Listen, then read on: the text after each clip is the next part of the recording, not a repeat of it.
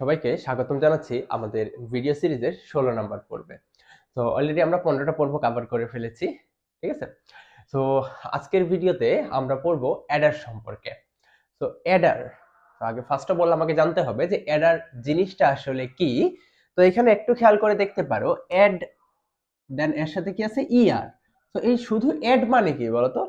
Add মানে কি যোগ করা, রাইট? আমরা ওই যে এডিশনের কাজ করি, অ্যাড, রাইট? আমরা ওই যে প্লাস চিহ্ন দিয়ে লিখি 2+5, এটাকে আমরা বলি কি অ্যাড করা হয়েছে, 2 এর সাথে 5 কে অ্যাড করা হয়েছে।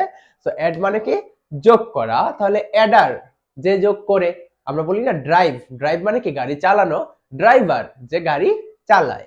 তাহলে অ্যাড মানে হলো যোগ করা, অ্যাডার যে যোগ করবে। তাহলে অ্যাডারের ডেফিনেশনটা কি চলে আসে? অ্যাডারের ডেফিনেশনটা হয়ে যায় যে কম্পিউটার সার্কিট, যে কম্পিউটার, রাইট, যে কম্পিউটার সার্কিট কিসের কাজ করে? যোগের কাজ, রাইট? সো যে কম্পিউটার সার্কিট যোগের কাজ সম্পাদন করে তাকে কি বলা হয়? অ্যাডার বলে, রাইট? তো অ্যাডারের ডেফিনেশনটা আমি বুঝতে পারছি। যে কম্পিউটার সার্কিট কি করে? যোগের কাজ সম্পাদন করে তাকে কি বলা হয়? অ্যাডার। তো এই অ্যাডার যেটা, এটা কি করে কম্পিউটারে আমাদের বিভিন্ন যে যোগের যে অপারেশন গুলা হয়, এই যোগের অপারেশন গুলা পারফর্ম করে থাকে। এখন আসো, এই অ্যাডার নরমালি দুই প্রকার, ঠিক আছে? অ্যাডার হলো কয় প্রকার? দুই প্রকার। একটা হলো হাফ অ্যাডার আর একটা হলো ফুল অ্যাডার। হাফ অ্যাডার আর একটা কি ফুল Eder. So half Eder, half Eder মানে কি? হাফ মানে কি অর্ধ বা অর্ধেক বা আধা সাদা, মানে বলি না আধা সাদা যোগ, ঠিক আছে? মানে হাফ, আধা সাদা যোগ যোগ করবে, দ্যাটস মিন 100% যোগটা করতে পারবে না। কিছু কিছু ক্ষেত্রে হয়তো সঠিক আনসার দিবে, কিছু ক্ষেত্রে ভুল আনসার করবে। Half Eder. ফুল অ্যাডার যেটা, এটা হলো পুরাপুরি ভাবে যোগ পারবে, ঠিক আছে? এখন পুরাপুরি ভাবে এবং দ্যাটস মিন হাফ অ্যাডার এবং ফুল অ্যাডার দুটোর মধ্যে পার্থক্যটা আসলে কোথায়? তো আমরা যদি পার্থক্যটা একটু যদি বুঝতে চাই, আমরা যদি একটা এডিশন যদি পারফর্ম করি, ইমাজিন করি লাইক একটা বাইনারি এডিশন, লাইক যদি এরকম যদি হয় যে 111 প্লাস 11, তো এই এডিশনের ক্ষেত্রে আমরা জানি কি যে 1 1 যোগ করলে কি আসে? আমরা বাইনারিতে কি শিখছিলাম যে 0 প্লাস 0 করলে কি আসে? 0, 0 প্লাস 1 করলে আসে 1, 1 প্লাস 0 করলে আসে কি 1, 1 প্লাস 1 করলে আসে 10, আর হলো তিনটা 1 যোগ করলে কি আসে? 11। এই তিন, আমরা এই পাঁচটা জিনিস শিখছিলাম বাইনারি এডিশনে। এটা হলো 3.1 এর, রাইট, সংখ্যা পদ্ধতিতে এটা আমরা পড়ছিলাম। তো এখন আসো যে 1 1 যোগ করলে কি হয়? আমরা দেখছি কি 1 1 যোগ করলে 10, 10 এর 0 হাতে থাকলো 1। তো হাফ অ্যাডার যেটা, সেটা কি করে? এই ক্যারি বিট যেটা, এই যে হাতে যে সংখ্যাটা থাকে, এই হাতের সংখ্যাটাকে বাদ দিয়ে দেয়। ওটাকে সে কনসিডার করতে পারে না, মানে ওটাকে সে মনে রাখতে পারে না, ছেড়ে দেয়। এবং ফুল অ্যাডারের ক্ষেত্রে কি হয়? যে ওটা সহযোগ হয়। এটা হলো মেইন পার্থক্য।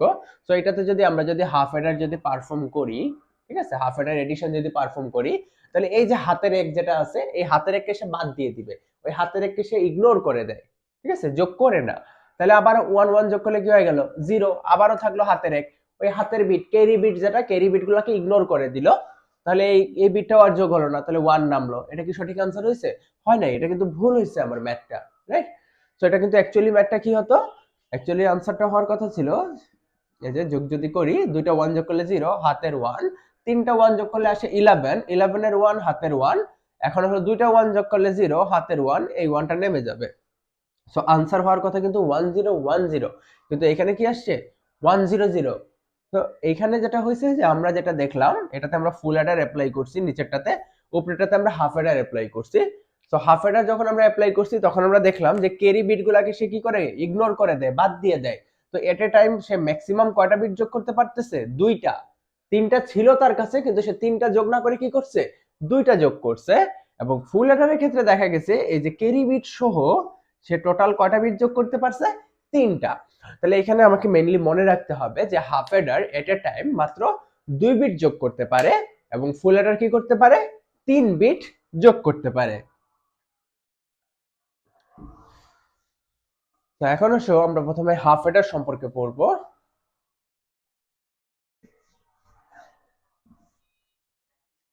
Half Eder,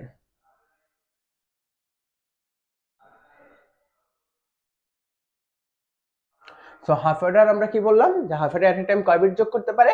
2 bit. সো একটু মনে রাখতে হবে হাফ অ্যাডার হলো 2 বিট যোগ করতে পারে, ফুল অ্যাডার 3 বিট যোগ করতে পারে। সো 2 বিট যেহেতু যোগ করতে পারে তাহলে আমার ইনপুট হবে কয়টা? দুইটা, এ আর হলো বি। এই আমরা নিলাম দুইটা ইনপুট এ আর বি, আউটপুট হবে কয়টা? দুইটা। কেন?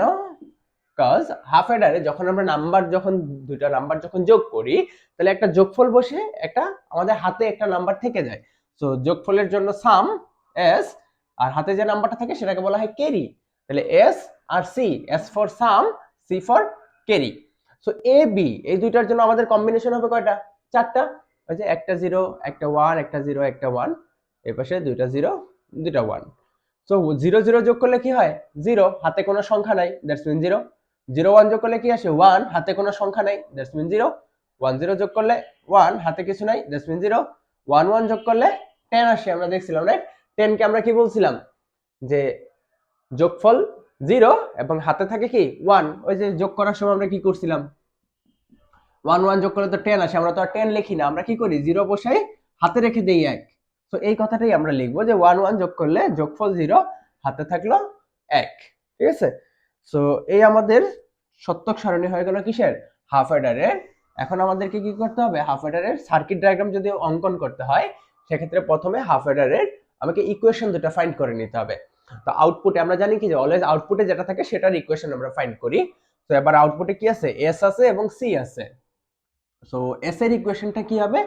এস এর ইকুয়েশন ওই যে গতদিন আমরা যেভাবে করেছিলাম যে এস বরাবর 1, এই 1 এর এগেইনস্টে এই পাশে এ বি এর মান কি? 0 1। 0 থাকলে কি বসবে? বার। তাহলে এই 1 এর জন্য এ এর ভ্যালু যেহেতু 0 তাহলে হয়ে যাবে এ বার, বি এর ভ্যালু যেহেতু 1 তাহলে শুধু বি। তো এস বরাবর আরেকটা 1 আছে, রাইট? সো এই 1 এর এগেইনস্টে আমরা এই পাশে কি পাচ্ছি? 1 0। তাহলে একটা হয়ে যাবে কি? এ বি বার। তাহলে এই 1 যেহেতু আরেকটা আছে তাহলে plus A B bar, right? তো এটার কিন্তু আমাদের একটা সূত্র ছিল, বিশেষ সূত্র কি? এ এক্সর বি। আমরা বিশেষ সূত্রতে পড়ছিলাম বুলিয়ান অ্যালজেব্রা করার সময় যে এ এক্সর বি ইকুয়ালস টু কি ছিল? এ বার বি প্লাস এ বি বার। তাহলে এটুকুর পরিবর্তে আমি এ এক্সর বি লিখতে পারি। এবং সি এর ইকুয়েশন কি আসবে? সি বরাবর 1, এই 1 এর এগেইনস্টে এই পাশে এ বি এর ভ্যালু কি আছে? 1 1। তাহলে দুইটাই বার ছাড়া, that's mean A B, right? So C এর বরাবর কিন্তু আর 1 নাই আমাদের। সো এইটুকুই হবে। তো এখন এটার সার্কিট ডায়াগ্রামটা যদি আমরা অঙ্কন করি, লজিক সার্কিট, তাহলে এ বি এই দুটো কি করতে হবে? এক্সর। এক্সর আই হোপ তোমাদের মনে আছে এক্সর, ওই যে এক্সট্রা অর্ডিনারি। তো এটার পাখনাটা একটু বেশি হবে। তো এই হয়ে গেল আমাদের কি? এস, এই হয়ে গেল আমাদের সি, রাইট? সাম ক্যারি। তো আমাদের এটা কি হয়ে গেল? কিসের লজিক সার্কিট বা সার্কিট ডায়াগ্রাম? সেটা হলো হাফ অ্যাডারের। তো এটার ক্ষেত্রে আমরা যদি ব্লক ডায়াগ্রামটা যদি কনসিডার করি, ইনপুট ছিল কয়টা? দুইটা, আউটপুট দুইটা। Input A B, output S C. So এখানে এ বি এস সি লিখলে হয়, না লিখলে হয়।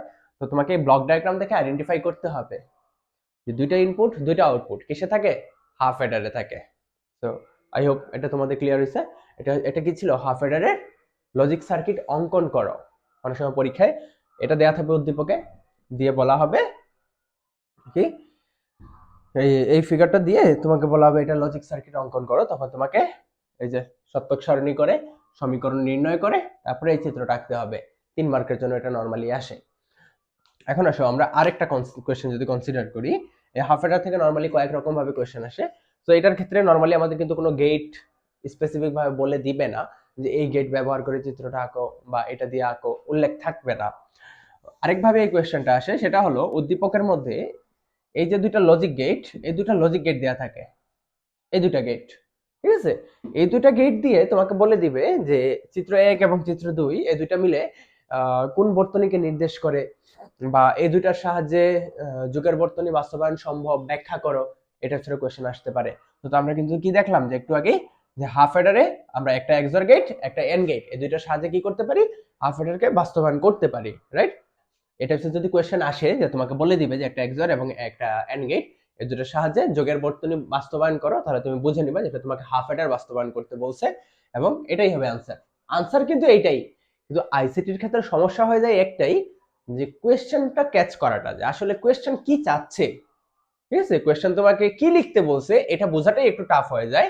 এছাড়া আইসিটি কিন্তু ইজি, ঠিক আছে। তো এখন আসো, এটার ক্ষেত্রে আরেকটা কোয়েশ্চেন আসে যে মৌলিক গেটের সাহায্যে হাফ অ্যাডার বাস্তবায়ন করো। আচ্ছা, আমি এগুলো সব মুছে দিই, মুছে দিয়ে আবার কোয়েশ্চেনটা লিখে আনসারটা করি।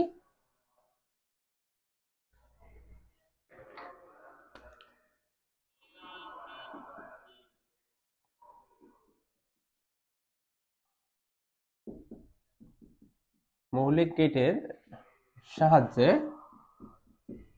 হাফ অ্যাডারের লজিক সার্কিট অঙ্কন করো।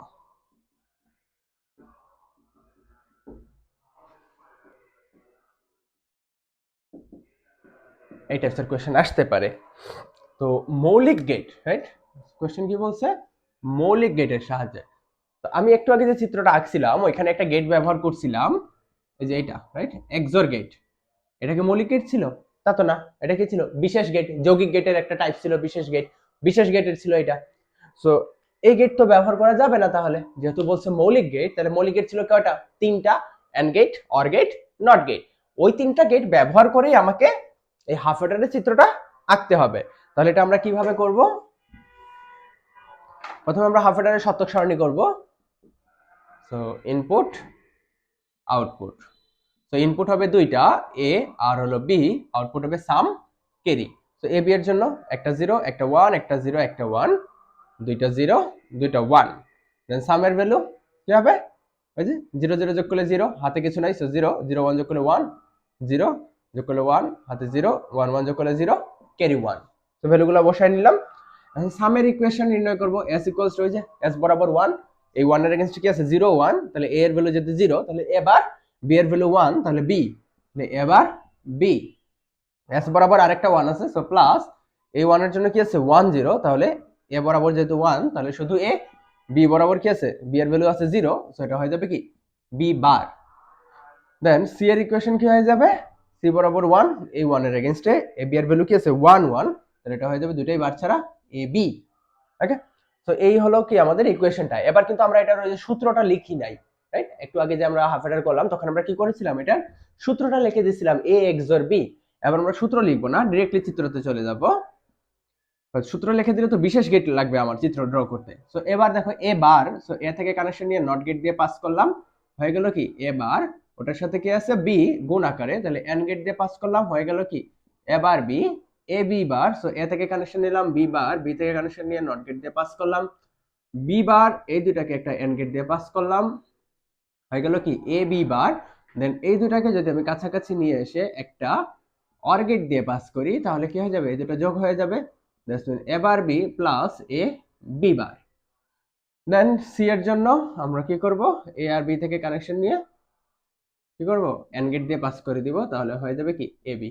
তো এটা হয়ে গেল এস, এটা হয়ে গেল সি। তো দুইটারই কিন্তু আমরা মৌলিক গেটের সাহায্যে এবার চিত্রটা ড্র করে ফেলছি। সো আজকে আমাদের এখানে একটু মেবি দোয়া মাহফিল হচ্ছে, যার কারণে আসলে একটু নয়েজ হয়তো তোমরা শুনতে পাচ্ছ। তো যার কারণে আমি আর ভিডিওটা বেশি লেংথি করলাম না। নেক্সট ভিডিওতে আমরা যেটা করব, এই হাফ এডারকে ন্যান্ডের সাহায্যে বাস্তবায়ন, নরের সাহায্যে বাস্তবায়ন, সেটা দেখব। এরপরে আমরা ফুল এডারে মুভ করব। সো এই হাফ এডার থেকে নরমালি 4টা কোয়েশ্চেন আসে, যে নরমালি শুধু তোমাকে বলে দিবে হাফ এডারে বাস্তবায়ন করো। তো তখন তুমি ওই যে একটু আগে যেটা ফার্স্ট যেটা ড্র করলাম এক্সর গেটের সাহায্যে, তুমি চাইলে সেটা ড্র করতে পারো। অনেক সময় বলে দিবে যে শুধু মৌলিক গেটের সাহায্যে বাস্তবায়ন করো, তখন এটা হবে আনসার। দেন হলো আরেকটা বলতে পারি কি শুধু ন্যান্ড গেটের সাহায্যে বা শুধু নর গেটের সাহায্যে, তো ওটাও আমি নেক্সট ভিডিওতে দেখাই দিব, শুধু ন্যান্ডের সাহায্যে শুধু নরের সাহায্যে কিভাবে ড্র করতে হয়। তারপর আমরা ফুল অ্যাডারে মুভ করব। ঠিক আছে, তাহলে তোমরা ভালো থাকো, সুস্থ থাকো, দেখা হবে নেক্সট ভিডিওতে। ধন্যবাদ সবাইকে।